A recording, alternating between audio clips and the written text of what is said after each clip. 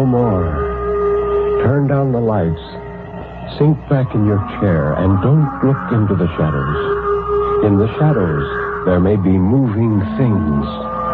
Tonight, it may be, you will sleep no more.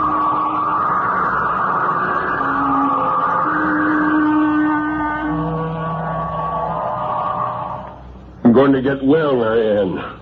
I'm not going to die. I feel disappointed. No, it's not true. It's not. Now, though he couldn't see her face through the hot blur of fever, he could hear her crying, sobbing and shaking with her fist pressed tight against her teeth. Such a fool. On the 8th morning, Marius woke full of strange, fiery brilliance, as if all his flesh were glass not yet cooled from the furnace. He knew the fever was worse, close to its crisis, and yet it no longer had the quality of darkness and mists. Everything was sharp and clear. The red of his necktie, hanging in the corner of the bureau mirror, was aflame. He could hear the minutest stirrings down in the kitchen, the breaking of a matchstick, and Marianne's fingers as clear as a pistol shot outside her bedroom window. It was a joy. Marius wondered for a moment if he might have died. But if it was death, it was certainly more pleasant than he had ever imagined death would be. He could rise from the bed without any sense of weakness, and he could stretch his arms, and he could even walk out through the solid door into the upstairs hall. He thought it might be fun to tiptoe downstairs and give Marianne a fight. But when he was in the parlor, he remembered suddenly that she would be unable to see him. Then, when he heard her coming from the kitchen with his medicine, he decided to return. With the speed of thought, Marius was back in his body under the quilt again, and Marianne was coming into the bedroom with her large eyes wide and worried. She was such a fool, he thought. It had begun that way. It had been so easy, he wondered why he had never discovered it before. Within a few hours, the fever broke in great rivers of sweat. And by Wednesday, Marius was able to sit up in a chair. By the end of the month, he was back to work as editor of the Daily Argus. But even those who knew him least were able to detect in the manner of Marius Lindsley that he was a changed man and a worse one. And those who knew him best wondered how so malignant a citizen, such a confirmed and studied misanthrope as Marius, could possibly change into anything worse than he was. Some said that typhoid always burned the temper from the toughest steel, and that Marius's mind had been left a dark and twisted thing. At prayer meeting on Wednesday nights, the wives used to watch Marius's young wife and wonder how she endured her cross. She was such a pretty thing. One afternoon in September, as he dozed in the bulging leather couch of his office, Marius decided to try it again. The secret, he knew, lay somewhere on the brink of sleep. If a man knew that, any man, then he would know what Marius did. It wasn't more than a minute later that Marius knew that all he would have to do to leave his body behind was to get up from the couch. Presently, he was standing there, staring down at his heavy, middle-aged figure sunk deep into the cracked leather of the couch. I'm not dead, he thought, but here's my soul, my blasted, immortal soul, standing looking at its body. It was as simple as shedding a shoe. Marius smiled to himself. He would keep his secret even from Mary Ann, especially from Mary Ann. It'd be fun to use as a trick, a practical joke, to set fools like his wife at their wits' edge. If only he could move things. If only the filmy substance of his soul could grasp a tumbler and send it shattering at Mary Ann's feet on the kitchen floor some morning, or tweak a copy boy's nose, or snatch a cigar from the teeth of Judge John Robert Gantz as he strolled home some quiet evening. Well, it was, after all, a matter of will, Marius decided. It was his own powerful and indomitable will that had made the trick possible in the first place. He walked to the edge of his desk and grasped at the letter opener on the dirty ancient blotter. His fingers were like wisps of fog that blew through a screen door. He tried again, willing it with all his power, grasping again and again at the small brass dagger until at last it moved a fraction of an inch. A little more. On the next try, it lifted 4 inches in the air and hung there for a second on its point before it dropped. Marius spent the rest of the afternoon practicing until at last he could lift the letter opener in his fist and drive it through the blotter so deeply that it bit into the wood of the desk beneath. Marius giggled in spite of himself and hurried around the office, picking things up like a pleased child. He lifted a tumbler off the dusty water cooler and stared laughing at it, hanging there in the middle of nothing. At that moment, he heard a copy boy coming for the proofs of the morning editorials, and Marius flitted quickly back into the cloak of his flesh. Nor was he a moment too soon. Just as he opened his eyes, the door opened, and he heard the drinking glass shatter on the floor.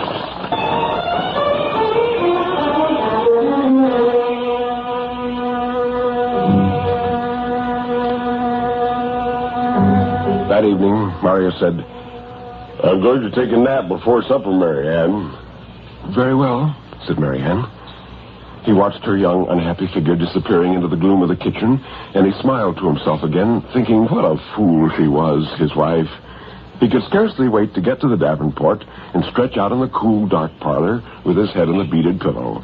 Now, thought Marius, now! And in a moment he had risen from his body and hurried out into the hallway, struggling to suppress the laughter that would tell her he was coming. He heard her voice and was puzzled.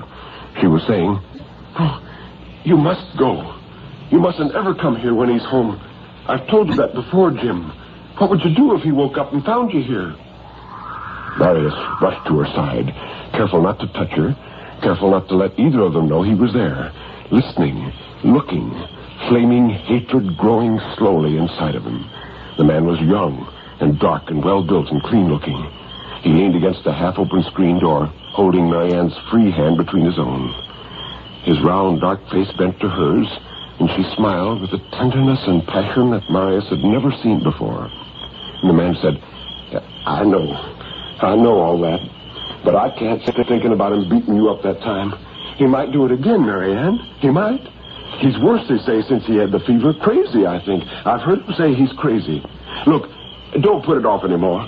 Run away tonight. We can take a steamboat to Louisville, and you can get a divorce, and you never have to put up with him again. I got 2 tickets for Louisville right here in my pocket on the Nancy B. Turner. Lord, Marianne, don't make me suffer like this, thinking all the time about him coming at you with his cane and beating you, maybe killing you. The woman grew silent, and her face softened, and then she whispered, All right, I'll do it. I'll go. Quick. All right, you meet me at the wharf at 9. Tell him that you're going to a prayer meeting. He'll never suspicion anything. All right. Now go, please. And he walked away, his heels ringing boldly on the bricks, lighting a cigarette, the match arching like a shooting star into the darkness of the shrubs. Marianne stood stiff for a moment in the shadow of the porch, her large eyes full of tears. Marius drew back to let her pass. He stood and watched her for a moment before he hurried back into the parlor and lay down again within his flesh and bone in time to be called for supper.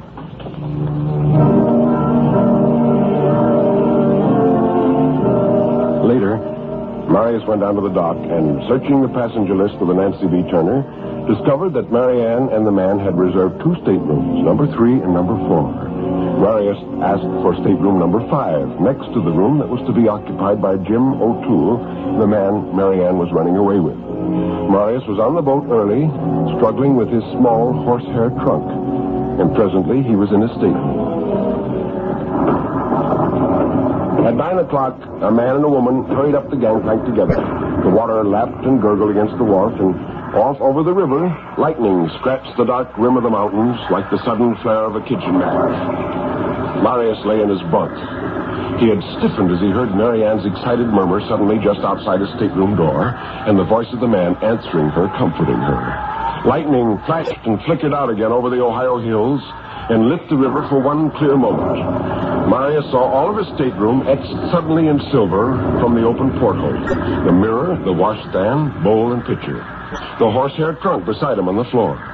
Marius smiled to himself, thinking how easy it would be, wondering why no one had thought of such a thing before. Marius rose and slipped past the sleeping porter, making his way for the white-painted handrail at the head of the stairway.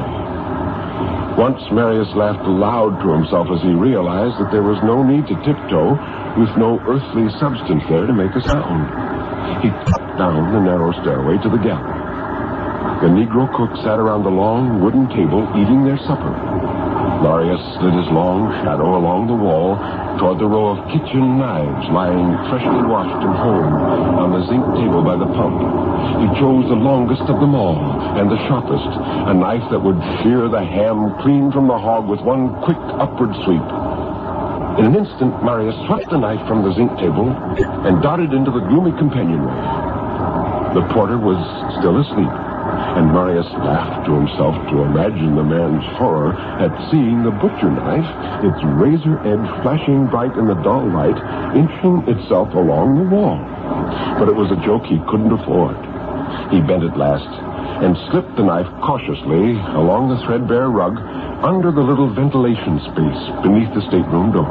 And then, rising, so full of hate that he was half afraid he might shine forth in the darkness, Marius passed through the door and picked the knife quickly again in his hand. He stepped carefully across the worn rug toward the sleeping body on the bunk.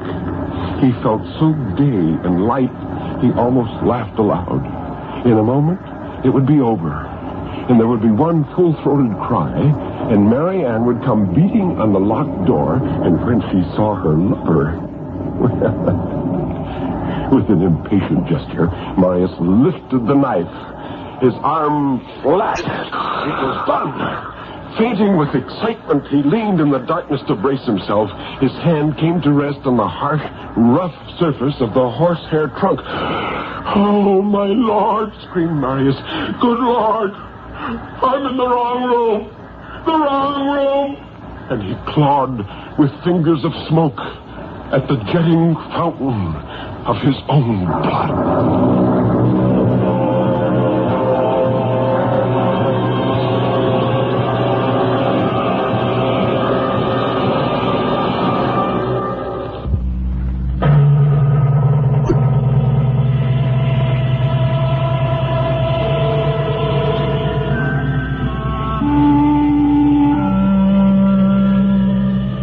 You can turn up the lights now. You can look around you. Nobody is there, really. Everything is all right, isn't it?